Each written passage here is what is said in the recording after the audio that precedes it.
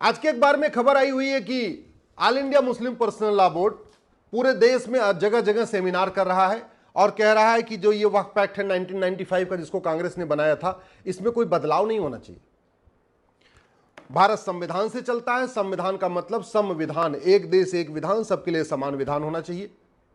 इसीलिए मैंने इस 1995 वाले वक्फ एक्ट को चैलेंज भी किया है, मैटर कोर्ट में पेंडिंग है।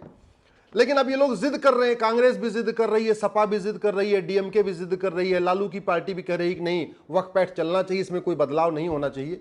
तो मैं आज एक दूसरा सुझाव दे रहा हूं। ठीक है, वक्फ एक्ट चलने दीजिए, ये 1995 वाला ही चलने दीजिए, लेकिन इसी जितनी शक्तियां इसमें हैं, जितनी धाराएं इसमें हैं, जितने क्लॉजेज इसमें हैं, बिल्कुल इसी को कॉपी पेस्ट करके आप एक हिंदू दान अधिनियम बना दीजिए। जैसे वक्फ एक्ट है, ऐसे हिंदू दान एक्ट बना दीजिए। जैसे इस वक्फ एक्ट में वक्फ बोर्ड का प्रावधान है, वक्फ ट्रिब्यूनल का प्रावधान है, जितनी शक्तियां वक्फ बोर्ड को है, वैसे ही आप एक हिंदू दान बोर्ड बनाइए और वो सारी शक्तियां होनी चाहिए जो वक्फ बोर्ड के पास है। एक वक्फ हिंदू दान ट्रिब्यूनल बनाइए और वो सारी शक्तियां ट्रिब्यूनल को होनी चाहिए जो भारत में वक्फ ट्रिब्यूनल को है। इसका फायदा भी होगा। फायदा यह है कि जो हिंदुओं के मठ मंदिर मुगलों के द्वारा तोड़े गए, कब्जा किए गए, उनका मुकदमा कोर्ट से बंद हो जाएगा और वो सीधे सीधे आ जाएगा हिंदू ट्रिब्यूनल में आ जाएगा। भाई अभी मस्जिद का विवाद, मजार का विवाद, दरगाह का विवाद कहां जाता है? वक्फ बोर्ड में। कहां सुनवाई होती है? वक्फ ट्रिब्यूनल में। तो उसी तरीके से जितने मठ मंदिर के विवाद हैं वो सारे हिंदू बोर्ड में आ जाएंगे और सुनवाई होगी हिंदू ट्रिब्यूनल में। उसका फायदा यह होगा कि 1192 में जो कुतुबुद्दीन ऐबक ने दिल्ली में 27 मंदिरों को तोड़ के कुतुब मीनार बनाया था, उसका मुकदमा भी वक्फ ट्रिब्यूनल में चलेगा। 1305 में अलाउद्दीन खिलजी ने जो सरस्वती मंदिर को तोड़ के भोजशाला में वहां पे एक मस्जिद बना दिया था, वो मुकदमा भी हिंदू ट्रिब्यूनल में आ जाएगा। 1373 में सिकंदर शाह ने जो शिव मंदिर को तोड़ के अदीना मस्जिद बना दिया बंगाल में, वो मुकदमा कोर्ट में नहीं चलेगा बल्कि हिंदू ट्रिब्यूनल में चलेगा। 1377 में जो तुगलक ने अटाला देवी मंदिर को तोड़ के अटाला मस्जिद बना दिया जौनपुर में, वो मुकदमा भी कोर्ट में नहीं चलेगा बल्कि हिंदू ट्रिब्यूनल में चलेगा। 1410 में अलाउद्दीन खिलजी ने जो रुद्र महालय मंदिर को तोड़ा गुजरात में और उसको जामी मस्जिद बना दिया, वो भी मुकदमा हिंदू ट्रिब्यूनल में चलेगा। 1528 में जो बाबर ने अयोध्या राम मंदिर का तोड़ा था, वो हालांकि मुकदमा खत्म हो गया, अब उसकी जरूरत नहीं है, लेकिन बाबर की जितनी जमीनें भारत में हैं, बाबर ने जितनी जमीन तलवार के दम पे कब्जा किया था, वो सारी की सारी जमीन पे जो हिंदू बोर्ड है वो नोटिस भेजेगा और जो उसको विरोध करेगा उसका मुकदमा भी हिंदू ट्रिब्यूनल में चलेगा। 1552 में अहमद शाह अब्दाली ने भद्रकाली मंदिर को तोड़ा, उसको जामा मस्जिद बना दिया, वो भी कर्णावती में है, उसका मुकदमा भी हिंदू ट्रिब्यूनल में चलेगा। अभी कोर्ट में चल रहा है, कोर्ट से निकल के सीधे ट्रिब्यूनल में आएगा। 1669 में औरंगजेब ने जो काशी विश्वनाथ मंदिर को तोड़ा, अभी उसका मुकदमा कोर्ट में चल रहा है, वो कोर्ट में नहीं चलेगा। विष्णु जैन जी, हरिशंकर जैन जी उसको बहस करेंगे आके अपना हिंदू ट्रिब्यूनल में, वहां से ट्रांसफर हो जाएगा। 1670 में औरंगजेब ने जो भगवान कृष्ण का जन्मस्थान तोड़ा था, उसको ईदगाह मस्जिद बना दिया, वो मुकदमा भी जो मथुरा की अदालत में चल रहा है, उस अदालत से हटके सीधे हिंदू ट्रिब्यूनल में चला जाएगा। पूरे भारत में जैसे जहां जहां वक्फ बोर्ड है, जिन जिन राजधानियों में वक्फ बोर्ड है, उन सभी राजधानियों में वक्फ बोर्ड के ऑफिस के बगल में बढ़िया हिंदू बोर्ड और हिंदू ट्रिब्यूनल भी चलेगा। पूरे उत्तर प्रदेश का मुकदमा, जो मठ मंदिर का मुकदमा होगा या बाबर, हुमायूं, तुगलक, गजनी, गोरी की जमीन का मुकदमा होगा या नवाबों की जमीन का मुकदमा होगा या निजामों की जमीन का मुकदमा होगा, वो सारे मुकदमे डिस्ट्रिक्ट कोर्ट से हट जाएंगे और सीधे सीधे उन सभी राज्यों में जो हिंदू बोर्ड होगा, हिंदू ट्रिब्यूनल हो, वहां चलेगा।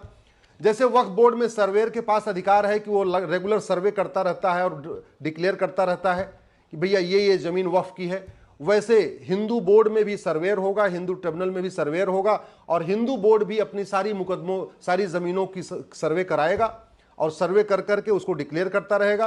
एक 30 दिन के अंदर, अभी जैसे वक्फ बोर्ड में है कि अगर 30 दिन में किसी ने नोटिस का जवाब नहीं दिया तो ऑटोमेटिकली वो जमीन वक्फ बोर्ड की हो जाती है।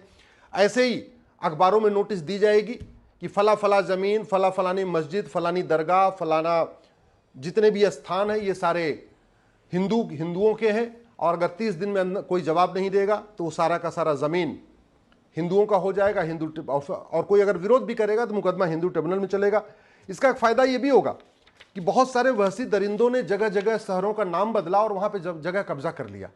तो इस जैसे मुर्शिदा खान को मुर्शीद ने बनाया था, तो मुर्शिदा खान में जो मुर्शीद की ज़मीन होगी वो सारी हिंदू बोर्ड में चलेगी।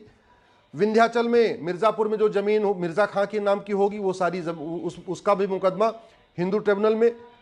जौनपुर में जौना खां की जो ज़मीन होगी उसके नाम पे जो चल रही होगी, उसके जो उसके बच्चों के पास होगी, उसका भी मुकदमा आपका हिंदू ट्रिब्यूनल में चलेगा।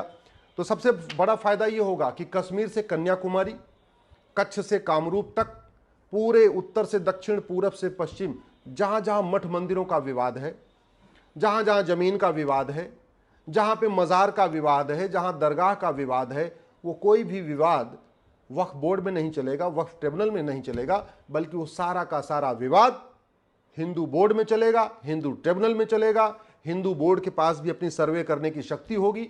हिंदू बोर्ड के पास भी ये शक्ति होगी कि डीएम को आदेश दे कि फलाने फलाने जगह की जो मज़ार है, दरगाह, इसको तोड़वाइए, तोड़वा के इसको आप रिस्टोर करिए। हिंदू बोर्ड के पास भी वो शक्ति होनी चाहिए, जैसे वक्फ बोर्ड के पास शक्ति है कि वो सीधे डीएम को आदेश करता है कि ये ज़मीन वक्फ की है, इसको खाली कराइए। तो वो अधिकार हमें हिंदू बोर्ड को भी चाहिए। बैलेंस तभी होगा। ऐसे नहीं हो सकता कि एक कम्युनिटी के लिए आप वक्फ एक्ट बना दो और हिंदू के लिए अपना हिंदू बोर्ड ना हो, हिंदू ट्रिब्यूनल ना हो। और फिर एक तरीका यह भी है कि हिंदू बोर्ड हिंदू ट्रिब्यूनल हो, जैन का अपना बोर्ड अपना ट्रिब्यूनल हो, बौद्ध का अपना बोर्ड अपना ट्रिब्यूनल हो, या सिखों का अपना बोर्ड अपना ट्रिब्यूनल हो, या एक ही हिंदू बोर्ड होगा, उसमें हिंदू, जैन, बौद्ध, सिख सब लोग अपनी अपनी जमीन क्लेम कर पाएंगे। जमीन बहुत क्लेम करनी है। हैदराबाद में जो निज़ामों की हज़ारों एकड़ ज़मीन है जिसपे बहुत सारे लोग कब्जा करके बैठे हैं, उन ज़मीनों को भी क्लेम करना है। ऐसे ही आपके अलग अलग शहरों में, प्रयाग में बहुत सारी ज़मीनें हैं। पूरे देश में जो सिविल लाइन बनी हुई हैं, उन सिविल लाइन की जो ज़मीनें हैं उन पे भी कम से कम हिंदू बोर्ड को अधिकार होगा कि वो जाके क्लेम करे। और भारत में भाई 15वीं शताब्दी के पहले कोई मुस्लिम था नहीं, सब लोग कन्वर्टेड हिंदू, उसके बाद ही लोग कन्वर्ट हुए हैं। आज की डेट में जो मुस्लिम्स हैं ये 99% कन्वर्टेड हिंदू हैं। उनके पास और उनको हिंदू बोर्ड में आने में कोई दिक्कत नहीं है, स्वाभाविक सी बात है भाई, वो कन्वर्टेड हिंदू है ना। तो वक्फ बोर्ड में जाएं, वक्फ ट्रिब्यूनल में जाएं, या हिंदू बोर्ड हिंदू ट्रिब्यूनल में जाएं, क्या फ़र्क पड़ता है। इसलिए मेरा सरकार से निवेदन है, अब आप एक काम करिए, इनकी बात मान लीजिए। जो राहुल गांधी कह रहे हैं, जो अखिलेश यादव कह रहे हैं, जो ओवैसी कह रहे हैं, या पर्सनल लॉ बोर्ड कह रहा है, जमीयत उलमा हिंद कह रहा है, उनकी बात मान लीजिए। आप वक्फ एक्ट को चलने दीजिए। बस इसका एकदम कॉपी पेस्ट, एक एक धारा, एक एक शब्द वही। बस जहां जहां वक्फ लिखा है वहां वहां दान लिख दीजिए, जहां वक्फ बोर्ड लिखा हुआ है वहां हिंदू बोर्ड लिख दीजिए, जहां वक्फ ट्रिब्यूनल लिखा हुआ है वहां हिंदू ट्रिब्यूनल लिख दीजिए। जैसे इसमें 7 मेंबर होते हैं वक्फ बोर्ड में, एक एमएलए होगा, एक एमपी होगा, एक एडवोकेट होगा, एक मुतवल्ली होगा, एक जो है टाउन प्लानर होगा, एक सर्वेयर होगा, सारे के सारे मुस्लिम होंगे। ऐसे ही हिंदू बोर्ड में भी 7 के 7 तो लोग हिंदू होने चाहिए, चाहे उसका सर्वेयर भी हिंदू, उसका एडवोकेट भी हिंदू।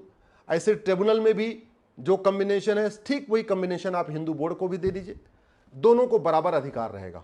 अब सवाल यह आएगा कि अगर एक ज़मीन को मुस्लिम कहते हैं ये तो हमारी वक्फ ज़मीन है, और हिंदू कहते हैं ये हमारी दान की ज़मीन है, तो मुकदमा कहाँ चलेगा। तो स्वाभाविक सी बात है, हिंदू तो यहाँ लाखों साल से रहते आ रहे हैं, हज़ारों साल से आ रहे हैं, तो मुकदमा कहाँ चलेगा, वो चलेगा वक्फ बोर्ड और वक्फ ट्रिब्यूनल में।